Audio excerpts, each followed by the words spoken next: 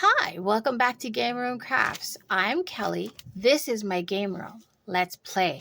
We are going to be doing shells two ways today. I have bought this set, got it off Amazon for like $9.99 or something like that. Anyway, so we're going to be doing shells two ways. This shell here is longer, but this is the perfect size for either a tea light, I think. Let's see. Does it fit? Kid, it doesn't fit. The tea light candle does not fit. So we'll have to actually make a candle. So that will be, stay tuned because that will be another video. We will make the candle in our candle making station, which is not in the game room, by the way. It is outside of my kitchen because I need my heat. Plus, I don't have room in my game room. There's just so much stuff. I am not a very organized person. So, I mean, I try, but the more things I get, the more space I need. So this one here, we will be doing in Mix2Mold because we want to be able to put an open flame in it. And you don't ever want to do that with resin. They will catch fire. They will leach off chemicals. It is not a good thing. So this one will be with Mix2Mold because we intend to use an open flame candle, not an electronic one. This came with it. And it will be done in resin. And we're going to do that one first because I kind of want it to set up before I put the final layer in it. If I do a final layer, I'm not sure. Haven't decided. I kind of wanted, I was thinking about putting a final layer of maybe shell on the bottom. But then again, Kid says it would look cute just marbled. So I kind of think it would look cute just marbled too. But yeah, so this one's resin. We're going to be using pink. I believe I got these with my resin purchase. I'm not sure which resin purchase, but yeah. So pink. We'll be doing, of course, the kids' favorite, a little bit of Unicorn Art Crushed Crystal, which she just said yay. And we'll be using a little bit of Ocean White. Note that I store my Ocean White upside down. It is very thick. I don't have the patience to wait for it to roll down naturally. So I store it upside down so it's easier for it to come out. Now we measured this yesterday. And this takes 60 milliliters of, well, we measured it with water. So what we do is we increase it a little. So it was a little under 60. So when we do the resin, because of the viscosity, you always put a little bit more. So this one we will do 60 milliliters. And this shell, the long shell, oh no, I'm sorry. This one will take 90 milliliters. So yeah. And then this one takes 60. This one's going to be Mix2Mold. That's a whole different ball game. When you're measuring that, you measure your powder and you're going, oh, great, I have 60 milliliters. Yes. And then I add my water and it goes down because all that space between the granules of the powder goes away. So yeah, you need 60 milliliters total with the powder and the water mixed together. So we're going to start with the resin one first. We give it time to do its magic while we're working with the Mix2Mold. I am going to put you on a pause and get my resin mixed up, and I'll meet you right back here. And we're back, and I mixed up a little over 90 milliliters for our bigger shell, and I split it. Now these have, this is the Bond Crafter 1-to-1, and it has a little bit of crushed crystal mixed into it. Here's what we're going to do. We're leaving this one alone. I'm not leaving it alone. My bad. We're putting a little bit of Ocean White in there to give it, Kid wants it marbled, so that's what we're going to do. Going to put our pink in here, and I'm not exactly sure how much we need. I'm going to try that and see if it's enough. I want it to be opaque. I do not want to be able to see my paddle, the color of my paddle, when I'm done mixing it. Now, I'm making sure to scrape my sides and my bottom, and I'm making sure to push up against the sides so I can get any lumps, clumps, or bumps out of there. I'm also scraping off my paddle periodically and then mixing that back in because you don't want unmixed resin or powder in your cup. And I think I'm going to put a little bit more because I can kind of see my purple through that. Just a little. I'll tell you, these micas, most mica powders I have had like those little packages. I've had them for well over a year, probably going on 2. It does not take a lot to give you the color that you're looking for. And if you turn that mica powder into a paste, it takes even less. Other people have done it. You can look for it, but eventually one day I will show you how I make my paste.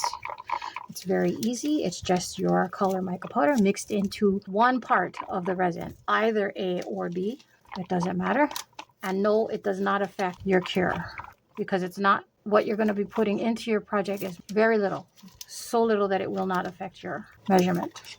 All right, so that is my pink. All right, and then we're going to use Let's Resin's Ocean White. Like I said, I store mine upside down because it's very thick. So that's a very little amount of resin. So I'm just going to give it, see how thick it is? Give it a drop, slice it off, store it upside down for the next time. And stir it in. Scrape it all down, because if you remember in a prior project, honeypot project, I had a little bit of ocean white that was stuck on my paddle, and when I scraped it into my project, part of it showed up as pure white, not mixed in, because that's exactly what it was. It was unmixed. I did not mix it in. So you make sure you scrape well. This is part of why you scrape your paddle, and then you mix it back in. You mix it down. I get that all mixed up. Now, something about ocean white, and I'm going to say most white pigments, they're heavy. Ocean white, bloom paste, most white pastes are heavy and they are going to sink. So you don't need, you notice there's a big difference between what I have in white and what I have in pink in the cups. And it's because the whites will sink and it will take over. So you don't need as much. Really, you do not need as much. Okay, so I'm going to get my little cups into my debubbler for one cycle, which is 360 seconds, and I'll be back. Okay, and this is our debubbled resin. Okay, so I'm going to attempt to marble it. So yeah, oh, I forgot I was supposed to have some clear. Well, we're just going to do it this way because I don't have any clear and I have too much resin mixed up as it is. All right, so pink first.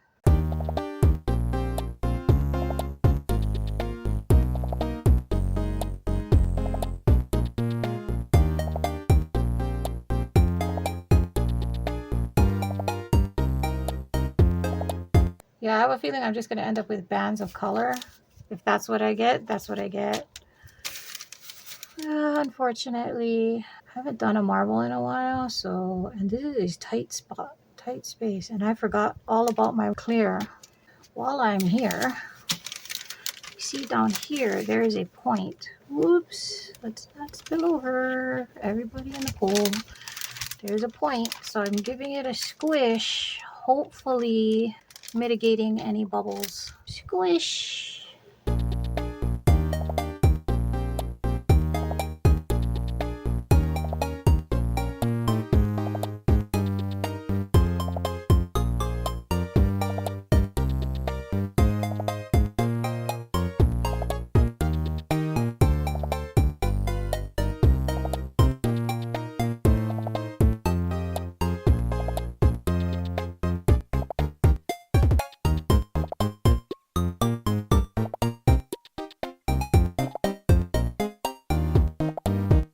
Go on the side, take a look. Yep, she's definitely done now. All right, so what I'm going to do is, because I believe that I didn't get a good swirl on that, I'm going to take my little lolly stick. It's going to go down. I'm not scraping anything. I'm just going around that hump in the center and I'm giving it a little swirl. But I'm not scraping my side. I'm not scraping my mold. I don't want to ruin it.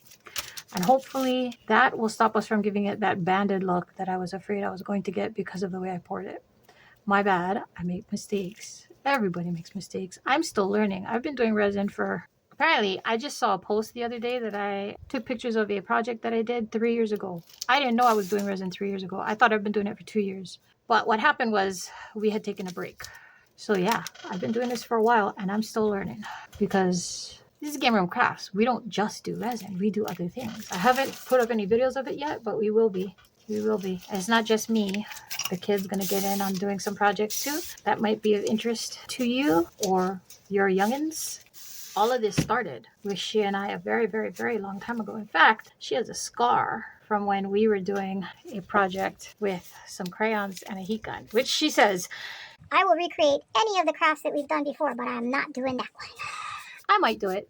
I might do it because the final result was really pretty. But yeah, she got a scar. She touched the tip of the heat gun. That was not fun. Okay, so my resin shell is completed. We just have to wait for it to do its thing and cure up. So I'm going to slide her back, and then I'm going to get ready to do part 2 of our shells, which would be this one that we're doing in Mix2Mold. So shell part 2 in just a minute. See you soon. Hey, we're back. Now, you remember I said that this shell takes 60 milliliters. I have 80 of the Mix2Mold powder. Get some water in a cup just because it's easier for me to control the pour that way. And I always mix my Mix2Mold by hand with my paddle. I do not use a mixer. I suppose you could, but to me, it just works out better when I'm using my paddle. So I think I want to use my resin paddle today. I think I shall use. I have 2. It actually comes in a set of, I want to say 3. It might be 4. Yeah, it's either 3 or 4 in the set. So I use one for resin and the other for Mix2Mold. Okay, so I make a little well in the bottom, and Mix2Mold, I love Mix2Mold, but their instructions are crap. They give you small, medium, large, extra large, and how much water, how much scoops to how much water. But they don't tell you what the measurements are of a small mold, medium mold, blah, blah, blah. So more often than not, you end up with the wrong amount of Mix2Mold anyway. So what I do is I mix to a pancake batter-like consistency. I've heard some people call it like a buttermilk consistency, whatever. You'll know it when you feel it. Yeah, that's what I want. Now, I go a little thinner for something that has a lot of detail. This does have detail, but not a lot of intricate, itty-bitty little lines. So I'm not going to go as thin as I normally would if I'm doing something with tons and tons and tons of detail. So I pour it a little at a time, very carefully kind of getting in there so you don't get a poof of powder in your face, because I will tell you what, this stuff will fly up. It will go everywhere. So now you make sure you get down to the bottom and get all that dry stuff that hadn't touched liquid yet up, and you pour just a little bit more water. And then at this point, you're going literally a drop and a drip at a time, because if you put too much, you're going to end up needing more powder. And then the vicious circle starts. More liquid, more powder, more liquid, more powder, liquid. It's not a fun game. The end results are beautiful, but yeah, it's not fun when you're constantly having to readjust your mix. Now, that to me is a little thin. I'm going to put, because I haven't even put my color in yet, I'm going to put a little more powder in. Not a lot, because you'd be surprised how it changes. And I'm scraping up against the side of my cup. Anything on my paddle or my cup, it needs to get mixed in. You don't want lumps. Still a little thin. I'm going to go a little more powder.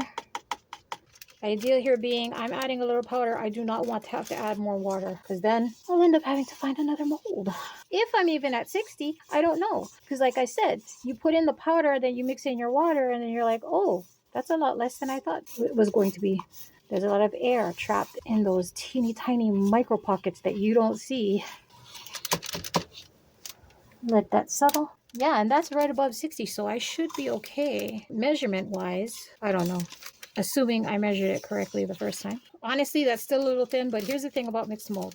It's quite forgiving. So what's going to happen is, that's a little thin for my liking. Okay, well, Mix2Mold usually sets in, I'm going to say, they say an hour. Yep, 60 minute cure. If that's a little thin, which, I mean, it might be, but then again, I think it's fine. Just make sure you get down to the bottom, because especially if you're doing it in a cup like this, where there are those grooves on the bottom, so you can see my scraper. If I can see the scraper, then I know that I'm getting down in those grooves. Okay, so we wanted our shell to be kind of natural looking, shell colored. So what I'm going to do is, as we all know, Mix2Mold, basically all eco pores, or ceramic resins, I should say, are white. They range anywhere from a creamy white to this Mix2Mold is like porcelain white, white. So anything you put in here is going to come out pastel-y. It's not going to be as vibrant as you would like it to be. We found that water-based colors work better. Mica powders don't really work. Alcohol inks don't work at all, or they do, but I mean, not very well. And you have to put a lot of anything in to get the color that you desire. So what we found that works is, number one, they have cement colorant that works. I want to say it's iron oxide pigment colors. that they sell at the hardware store, or you can get online or at Amazon. We also found that acrylic ink works. Acrylic paint, not so much, but acrylic ink works really well, especially the darker colors like pink, red, like the super dark greens and browns. They work well. But what I accidentally discovered is that when you use this gold acrylic ink, at least this brand, I can't speak for all brands, but this brand, it turns it into a sandy brown color. You don't see the gold anymore, but you get this sandy brown color. And that's kind of the color. I didn't like it on what I was using it on at the time, but that's exactly the color I'm going for here. So Kid and I decided that was going to be the best way to go about it. And I need to get this mixed in because it's starting to thicken up because I talk too much. Remember how I said Mix2Mold is very forgiving? Yeah. Okay, because it's starting to thicken up because I talk too much, I'm going to add just a little more water. Yes, that's water. So that I can get it where I want it. I'm going to put a little more color in because when it sets, the white's going to want to take over and it's going to push your color out. So be generous with your color when you're using Mix2Mold. At least if it's not specifically designed for EcoPore's ceramic resin. I would say even the cement ones. Okay, here we go.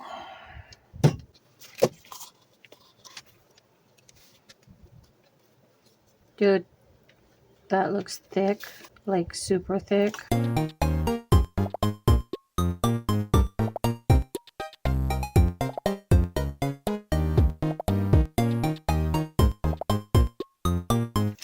Now, I can see through this mold. So I can see there's an air bubble right there. So I'm going to squish it. I hope that it comes all the way to the top.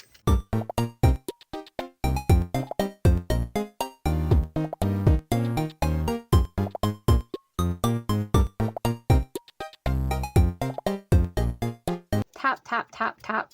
Bubbles. See the bubbles? Pop them with your finger. Give them a squish. We don't want no bubbles. Bubbles go away. I've seen some people using the dentist shakers on these, and I think that's awesome. I'm not going to buy one. I am not going to buy one. Won't do it. Nope. Believe it or not, I actually think we're good. There's overage. This is the thing I like about Mix2Mold. There's overage. You get it out right at the set of cure time. So if it says 60 minutes, you get it out at 60 minutes. That overage, you can just knock it off. Flick it off with your fingernail. Not a problem.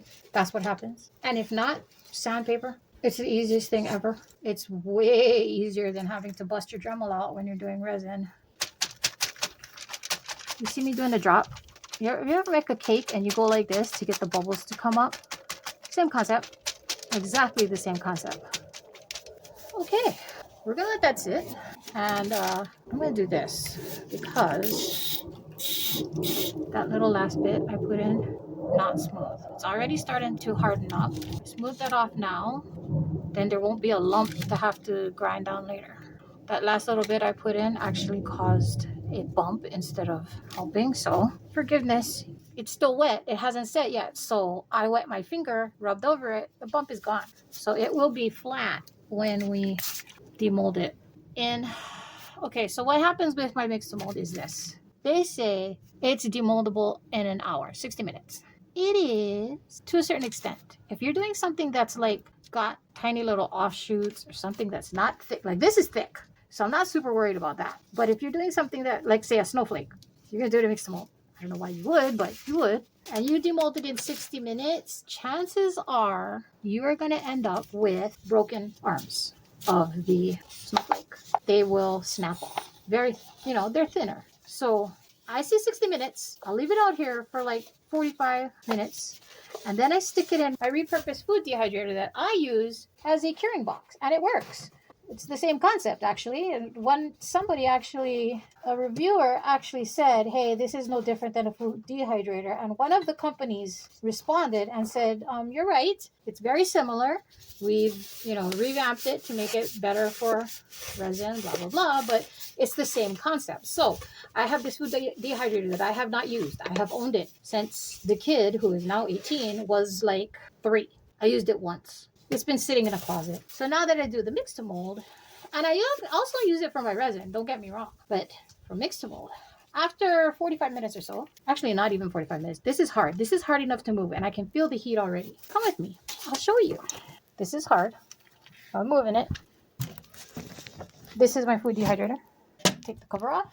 I have snipped the tray out of the top 3 layers so that I can have a taller space. So I can put my taller molds in it. See, like this. If I didn't have those trays, then I would have a very short space. So now my mixed mold goes in. Put my cover on and I turn it on. I'll leave that for an hour. That's going to be ready to demold. Not only demold, but it is going to be hard as a rock. And if I wanted to paint it or embellish it, I can. I will. The kid wants to put either shells or rhinestones on the top. We'll see how it looks when it comes out. But that's exactly what I do. And it's perfect that way. The only thing is I would leave the very bottom unsealed because I seal before I glue. So I would leave the bottom unsealed so any remaining moisture can come out. But really, when I use that dehydrator, there's no moisture. So that's what I do. That's my secret. Okay, so we will be back when it's time to be mold. We'll see you in a bit. Bye.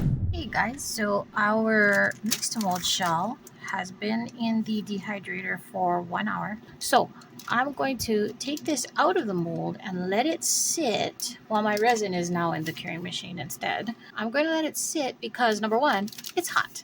And number 2, any moisture that is still in the mold between the mold and the piece itself is just going to cause issues. So if I take it out, I let it sit, I let it cool off, pop my mold back in. And see my overage here? Simple knockoff. I'm not even using my nail. I'm just using my thumb. Or you can use a popsicle stick and just simply knock off that overage. And then I don't have to worry about sanding it. So I do it now while there's still a little moisture in there. And I can feel that. I can feel it in my hand. There's still a little moisture in there. It comes off very easy. You know, even if it was completely dry, you could knock it off with a craft knife or just with a file, a fingernail file. That works, you know.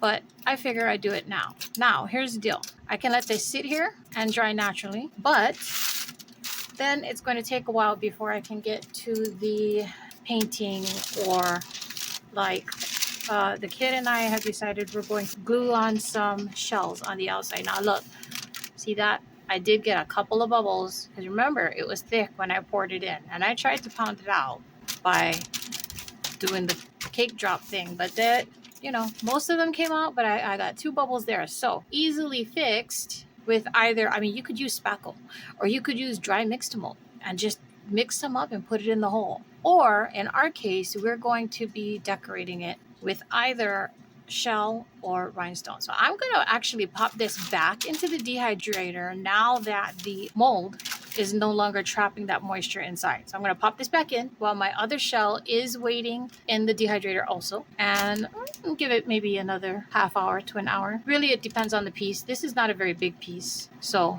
yeah, I will be back when it's ready and when the resin piece is ready to demold. See you soon. And we're back. Okay, so these have come out of our curing box and they've been sitting for about half hour. So they're cool. I can touch them. They're not cold, but again, I live in Vegas, so it's not cold. And I am not going to seal this. We've decided that we're going to try gluing our gems on with some B7000. And then I'm going to spray coat it with our, well, I use the one from, it's a clear coat from Hobby Lobby. A lot of people use the Rust-Oleum clear. Was it 2 times clear, 3 times clear, something like that? But you know, I think any clear coat will do. If you want to do it by hand instead of spraying, you can use Minwax polyacrylic. I use that. There's also Chorus, the gloss sealer from J. Diction. This also works. Deco Art Duraclear gloss varnish, that works. But it's honestly, I like the polyacrylic better.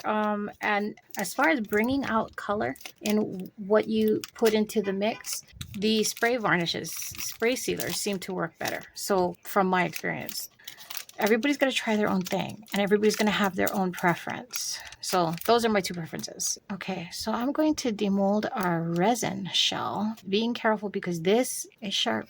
I had domed it, but I guess, you know, resin shrinks. So this happens. You always have to be careful with that bottom. Okay, so I'm just going to try and roll that out.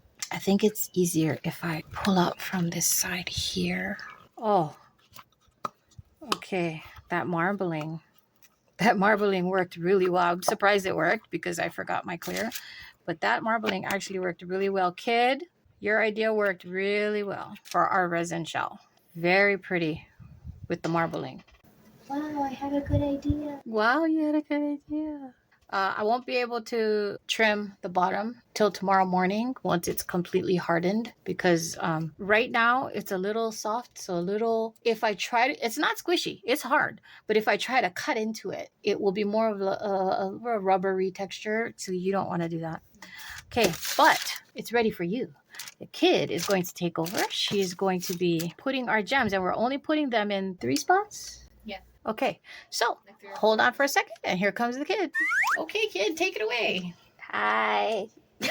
Gem time? Gem time. So first, you got to pick your gems. Check your size, I guess, because Yeah. There are multiple sizes of gems, so I need to find the right one. Well, that's not it. The right ones are what I'm trying to do. Cooperate, please. Cooperate, please. Okay. Or don't. Whatever. You do you, I guess. Is that big enough? The hole's actually kind of too big. Oh, there we go. Okay. 1, 2. You're gonna use a big one for then. And all the way at the end over there. Woohoo! Done. Okay, No, I'm so not. close up our gems so we don't spill it.